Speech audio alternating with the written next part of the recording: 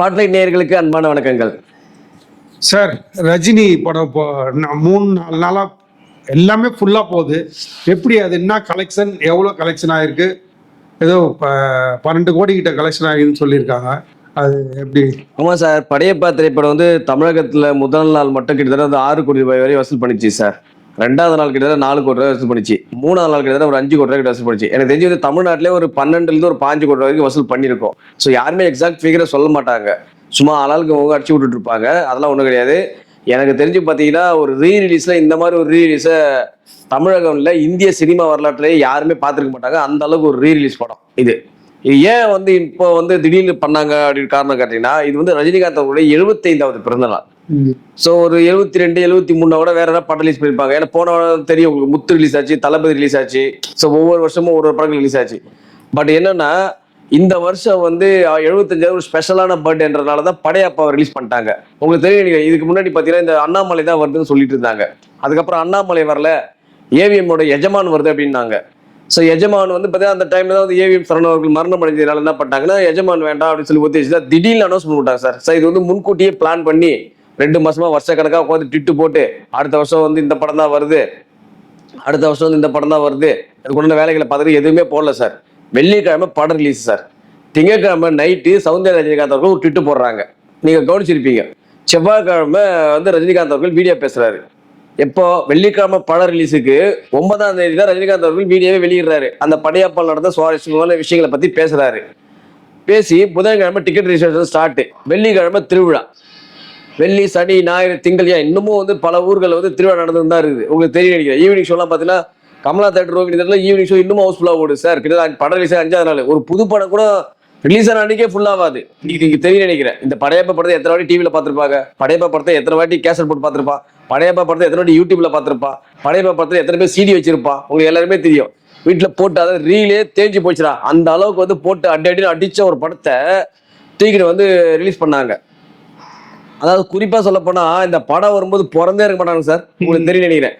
இந்த படம் வரும்போது பிறந்தே இருக்க மாட்டானுங்க. அவனுக்கு போயிட்டு தேட்டர்ல அவ்வளோ அமக்கலம் பண்றானுங்க, அவ்வளோ ஆர்ப்பாட்டம் பண்றானுங்க, அந்த அளவுக்கு என்ஜாய் பண்றானுங்க. ரஜினினா என்ன, ரஜினினா எப்படி அப்படின்றத இன்னைக்கு பிறந்த இந்த சில்வண்டுகள் கூட தெரிஞ்சுக்கிட்டானுங்க. சே, நம்ம தான்ப்பா ரஜினியை பத்தி தெரியாம வந்து சும்மா சமூகத்தை ட்ரோல் பண்ணிட்டு இருக்கோம். அந்த மனுஷன் எந்த மாதிரி ஒரு மாஸ்க் காட்டியிருக்காரு, இன்னமும் காட்டிக்கிட்டு இருக்காரு இந்த வயசுலன்றத இப்போ புரிஞ்சிட்டு இருப்பானுங்க இந்த ஜென்ஸ் கிட்ஸ்ன்றவங்க. புரியுதா உங்களுக்கு? இந்த ஜென்ரேஷன் கிட்ஸு இப்போ புரிஞ்சிருப்பானுங்க ரஜினினா யாரு அப்படின்றது.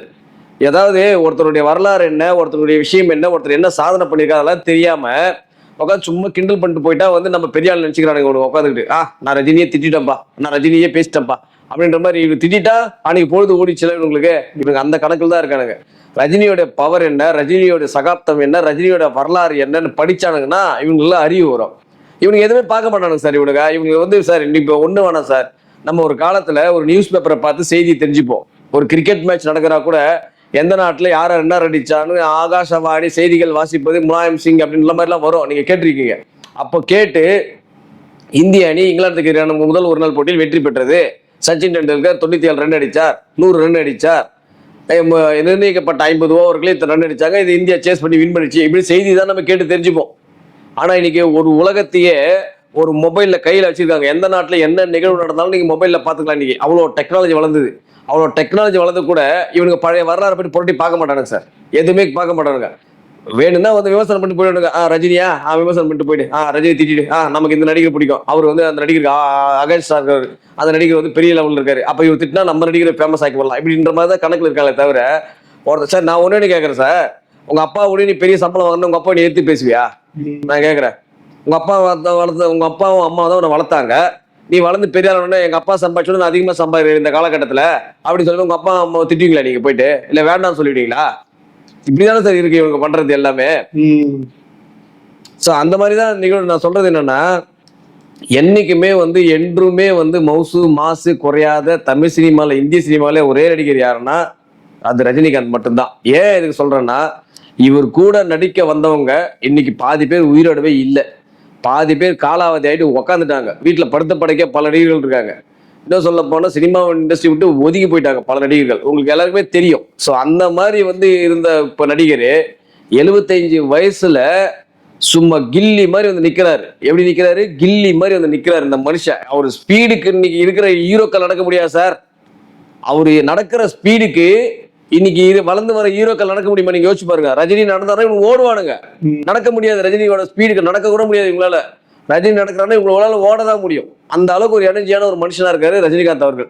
இப்ப கூட பாத்தீங்களா, சமீபத்துல கூட ரஜினிகாந்தோட பிறந்த நாளுக்கு பர்த்டே கேக் வெட்டிருக்காரு.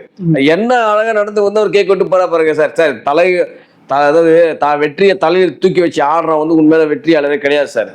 தான் வெற்றியை அடுத்தவன் கொண்டாடணும், தன்னுடைய சரித்திரத்தை அடுத்தவன் பேசணும், தன்னுடைய சகாப்தத்தை அடுத்தவன் சொல்லணும். அதுதான் வந்து உண்மையான ஒரு மனிதனுக்கும் ஒரு நல்ல நடிகருக்கும் ஒரு நல்ல அரசியல்வாதிக்கும் அழகு. அந்த வகையில பாத்தீங்கன்னா ரஜினிகாந்தோட வெற்றி வந்து ஒரு சரித்திரம், ஒரு சகாப்தம். இதை எவனாலே மாற்றவும் முடியாது, இதை எவன் நான் நினைச்சாலும் அழிக்கவும் முடியாது சார். இப்போ ரீரிலீஸ் பண்ணாங்க, நிறைய படம் ரீரிலீஸ் பண்ணாங்க. ஆனா இந்த படம் மட்டும்தான் நிறைய தேட்டருக்கு கொடுத்தாங்க. ஒரே ஒரு மால்ல 5 தேட்டர் இருக்குது. நான் ஒரு தேட்டர்ல அன்னைக்கு ஃபர்ஸ்ட் ஷோ போறேன், பாலகிருஷ்ணா படம் போட்டு இருந்தாங்க. அந்த படையப்பா எல்லாமே ஃபுல்லு. ஆனா பாலகிருஷ்ணா படம் நான் உள்ள போறேன், 20 பேர் தான் வந்திருந்தாங்க சார் அன்னைக்கு. எனக்கே ஆச்சரியம். இல்ல சார், அது அப்படி இல்லை சார். இன்னொரு விஷயம் என்னன்னா, தேட்டர்கள் அதிகமாக கிடையாது. இன்னொரு காரணமும் இருக்கு. என்னன்னா, அன்னைக்கு ரிலீஸ் ஆக வேண்டிய வா வாத்தியார்ன்ற கார்த்தி படம் வந்து ரிலீஸ் ஆகல. ஸோ அதெல்லாம் ஒரு 100 ஸ்கிரீன் இன்க்ரீஸ் ஆச்சு. இப்போ நான் கூட கேட்டேன் சார், முதல்ல நான் கேட்க மாட்டேன் சொன்னா ஒரு 300 தேட்டர் ரிலீஸ் ஆகுனாங்க. ஈவினிங் கேட்குறேன், இது வரைக்கும் 403 கன்ஃபார்ம் ஆயிருக்கு பண்றாங்க.